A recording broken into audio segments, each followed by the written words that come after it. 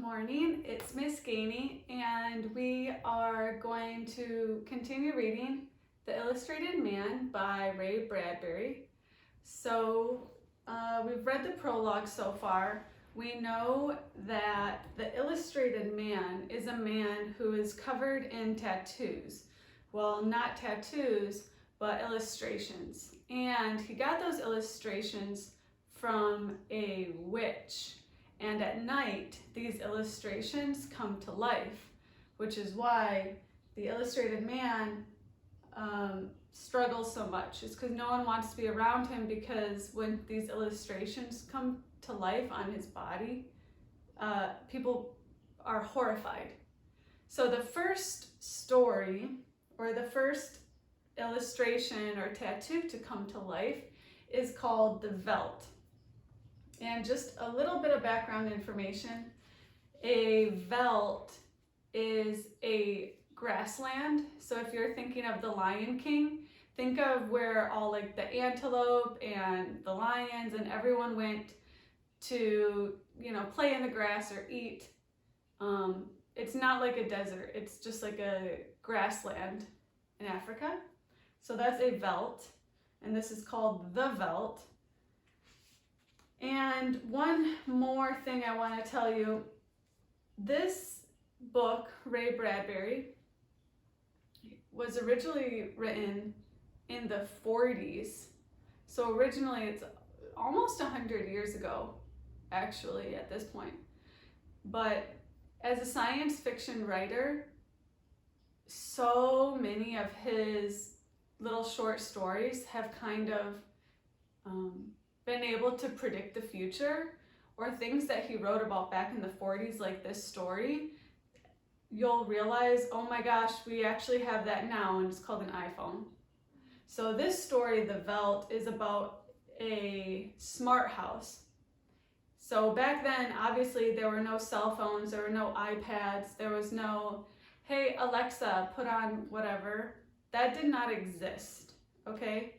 But in this story, the smart house has all these features that like celebrities have in their home today.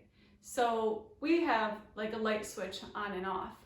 But in the short story, TheVeldt, the smart house can kind of sense when you want the lights to turn on or off. So it really is predicting the future. At one point, the kids in the story, it says that they like televise home. There were no cell phones back then, but they televised home to tell their parents, oh, we're going to be staying at the carnival later. So it really does predict kind of like 2020. Anyway, here is TheVeldt by Ray Bradbury.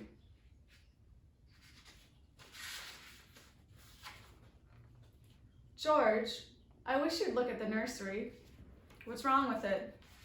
I don't know. Well then, I just want you to look at it, is all, or call a psychologist to look at it. What would you want a psychologist to look at a nursery? You know very well what he'd want. His wife paused in the middle of the kitchen and watched the stove busy humming to itself, making supper for four.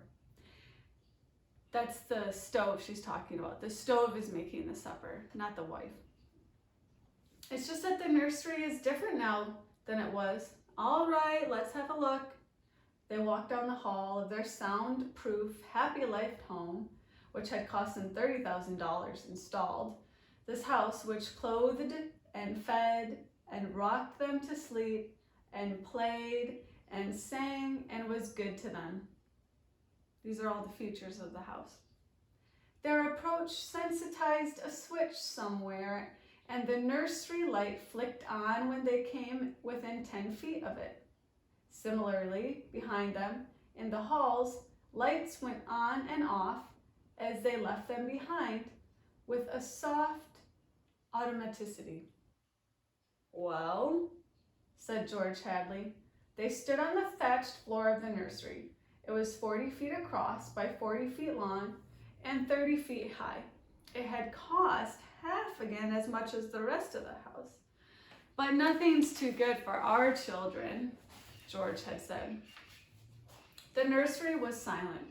It was empty as a jungle glade at high noon. The walls were blank and two-dimensional. Now, as George and Lydia Hadley stood in the center of the room, the walls began to purr and recede into crystalline distance, it seemed, and presently an African veldt appeared in 3 dimensions, on all sides, in colors reproduced to the final pebble and bit of straw. The ceiling above them became a deep sky with a hot yellow sun. So as they're standing in the nursery is literally transforming into like basically the Lion King, like this beautiful African grassland. George Hadley felt perspiration start on his brow. "Let's get out of the sun," he said. "This is a little too real, but I don't see anything wrong." "Wait a moment, you'll see," said his wife. Now, the hidden odorophonics were beginning to blow a wind of odor, and the 2 people in the middle of the baked veldtland, the hot straw smell of lion grass, the cool green smell of the hidden water hole, the great rusty smell of animals, the smell of dust like a red paprika in the hot air. So the room is actually creating these odors to make it so immersive that you are starting to now smell like you're in the African veldt. And now the sounds. The thump of distant antelope feet on grassy sod, the papery rustling of vultures. A shadow passed through the sky. The shadow flickered on George Hadley's upturned, sweating face. "Filthy creatures," he heard his wife say. "The vultures." "You see, there are the lions, far over that way. Now they're on their way to the watering hole. They've just been eating," said Lydia. "I don't know what." "Some animal." George Hadley put his hand up to shield off the burning light from his squinted eyes. "A zebra or baby giraffe, maybe? Are you sure?" His wife sounded peculiarly tense. "Now, it's a little late to be sure," he said, amused.